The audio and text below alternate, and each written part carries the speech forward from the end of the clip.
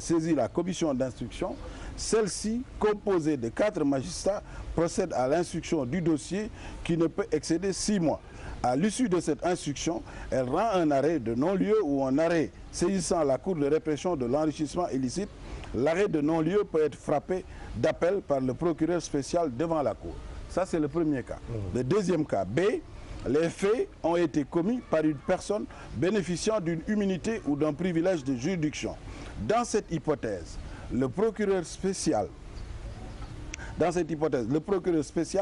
transmet le dossier à l'autorité compétente aux fins de poursuite par les voies légales. Mais justement, monsieur le ministre, cela veut dire, jusqu'à présent, moi, cela veut dire, jusqu'au moment où nous parlons, justement sur ce point bien précis, mais cela veut dire tout simplement, jusqu'au moment où nous parlons, la Cour n'a pas encore entendu un ministre. Non, attendez. C'est nos enquêtes préliminaires. Attendez. Nous sommes dans les enquêtes préliminaires. C'est important de préciser cela. Non, vous avez vu qu'encore une fois, on a inversé les choses. Parce que la Cour de répression de l'enrichissement illicite, d'ailleurs, bon, c'est ce qui la caractérise. Elle inverse tout. Oui, mais monsieur le ministre, pardon, vous disiez elle inverse tout. Elle inverse les choses. Je voudrais préciser à nos téléspectateurs, laissez-moi terminer. C'est très clair. Jusqu'au moment où nous parlons, la Cour n'a pas encore entendu un seul ministre ou un seul dignitaire. Ce sont des enquêtes préliminaires. Oui, mais pourquoi donc aujourd'hui, les gens parle de la Cour alors qu'elle n'a pas encore entendu quelqu'un. Ne me dites pas que la Cour n'a pas entendu. Elle a entendu qui? La Cour a entendu et surtout on a entendu la Cour. La Cour a entendu qui? On a entendu la Cour d'abord. Monsieur le ministre, la Cour a entendu qui? Comme je vous ai dit tout à l'heure, la Cour... J'aimerais bien que vous me dites la Cour a entendu qui? Laissez-moi terminer. Allez-y. Puisque la Cour m'a entendu. Je vous le dis. Quand? Mais je dis, on a entendu la Cour. Comme je disais tout à l'heure, la Cour, cette Cour-là, elle inverse tout. Elle inverse la charge de la preuve. Vous ne répondez pas à ma question. Pardon, mais je veux vous répondre. Moi, je veux que nos spectateurs comprennent. Nous sommes là pour une émission didactique. Pour déjà comprendre ce que nous disons. Mais laissez-moi. Mais pourquoi vous me coupez tout le temps? Non, c'est pour préciser que nous sommes dans les enquêtes préliminaires. Laissez-moi terminer. J'ai entendu, je vais répondre. Je vous disais simplement que cette Cour inverse tout. Elle inverse la charge de la preuve, mais elle inverse même les auditions. Au lieu d'entendre les gens, c'est la Cour qu'on entend d'abord. C'est le procureur spécial près de la Cour qui s'est mis d'abord à parler publiquement, à avancer des noms, à donner même des coupables présumés, à même prononcer des peines. Des peines? Des peines en disant oui, ils seront condamnés entre 5 ans et 10 ans, etc. Vous voyez? Donc on est complètement en dehors vraiment du droit, en dehors de tous les principes de droit et tout ça. On n'a jamais vu ça. Alors récemment ou avant-hier, on a vu le procureur spécial aller participer lui-même à une audition, donner des mots au fur et à mesure que l'enquête avance aux enquêteurs pour leur dire poser telle question, faites ceci, etc. Et son substitut dans la même salle, avoir son téléphone portable ouvert et rendant compte directement et immédiatement, instantanément à une autorité supérieure qui donne des instructions, mais c'est une violation de toutes les règles de droit. Le code de procédure pénale, à son article 33, donne prérogative au procureur d'assister à toute la procédure. Maintenant, qu'il y ait un téléphone, ça, on n'a pas été dans la salle, on ne peut pas prouver. Parce qu'on n'a pas d'éléments pour le dire. Deuxièmement, je voudrais revenir sur un point bien précis. Mais nous avons quelqu'un pour éclairer la lanterne de notre spectateur. La Cour, jusqu'à présent, n'a entendu personne. Il n'y a eu que des enquêtes préliminaires. Est-ce que, sur le plan formel, aujourd'hui, les Sénégalais n'ont pas entendu le procureur entendre quelqu'un parmi les ministres? Vous ne m'avez pas compris, parce que je vous ai expliqué ça depuis le départ. Même s'agissant de l'enquête préliminaire. Lorsque la Cour, par exemple, décide de convoquer quelqu'un et que la personne arrive, même pour l'enquête préliminaire, mais dès que la personne arrive et qu'elle décline son identité, on sait si c'est un ancien ministre ou si c'est un... Mais ça, c'est face aux gendarmes, monsieur le ministre. Non, je dis même face aux gendarmes. Attendez, c'est ce que je suis en train de vous expliquer. La gendarmerie ne doit pas vous écouter, attendez. Je dis donc, même, donc dès que la personne décline son identité, on sait qui elle est. Si c'est un ancien ministre, mais est-ce que la gendarmerie a prérogative de vous entendre? Encore une fois, vraiment, sinon on ne peut pas discuter. Laissez-moi terminer. Je veux qu'on précise. Non, justement, mais c'est précis. Vous m'avez parlé de l'enquête préliminaire. Je suis en train de répondre sur l'enquête préliminaire. Je vous dis, au niveau de l'enquête préliminaire, dès que vous arrivez devant les gendarmes, peut-être en arrivant, vous ne savez pas pourquoi vous êtes convoqué. C'est pourquoi, par respect pour la gendarmerie et pour la police, on vous convoque, vous allez répondre. Vous répondez à la convocation et quand vous arrivez, dès qu'on commence l'audition, vous commencez par décliner votre identité. Dès que vous déclinez votre identité, forcément vous dites, je suis ancien ministre de tel ou de tel, etc. Dans le gouvernement d'Abdoulaye Wade, j'ai géré pendant telle période. Donc, le gendarme ou le policier ou le procureur, s'il est assis là, ils ne peuvent plus ignorer votre identité. Ils savent qui vous êtes. Si vous êtes un ancien ministre, ils savent qu'ils ne peuvent pas.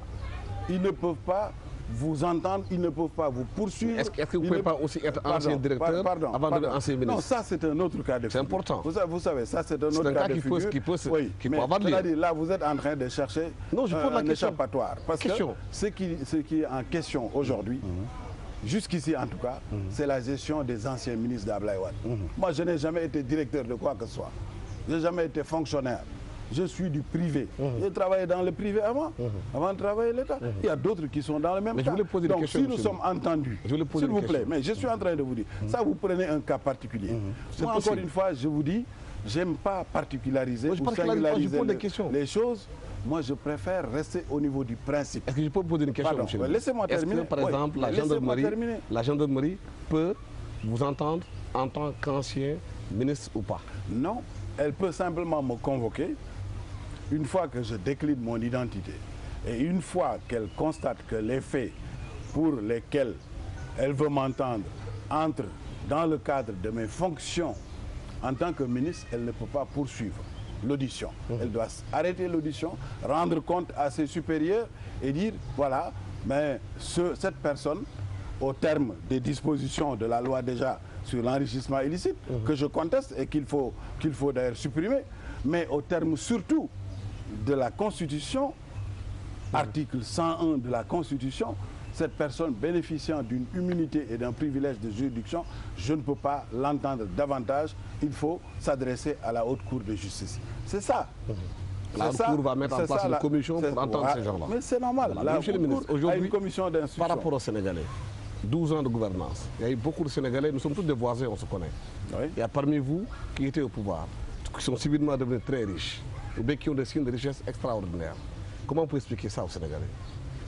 Mais ça, je crois que c'est très subjectif. Non, c'est une question. Non, c'est très subjectif parce que moi, je peux vous dire qu'il y a 12 ans, vous n'aviez pas cette montre-là. C'est un signe extérieur de richesse. Aujourd'hui, vous avez une montre, vous avez des lunettes. Je n'ai pas géré les deniers publics. Oui, mais peut-être vous avez travaillé avec quelqu'un qui a géré les deniers publics. Moi, je n'ai pas géré les deniers publics. Je pose la question à ceux non, mais la loi ne prévoit pas seulement ceux qui ont géré les deniers publics, justement.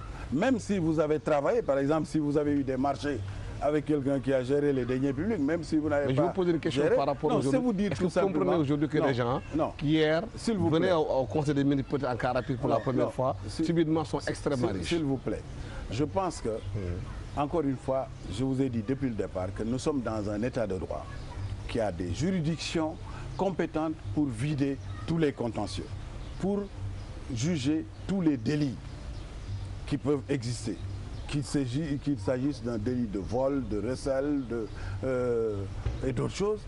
Il y a des juridictions pour ça. On n'a pas besoin d'utiliser des juridictions d'exception pour ça. Ça, c'est d'abord le principe. Une fois que c'est réglé, tout peut être jugé.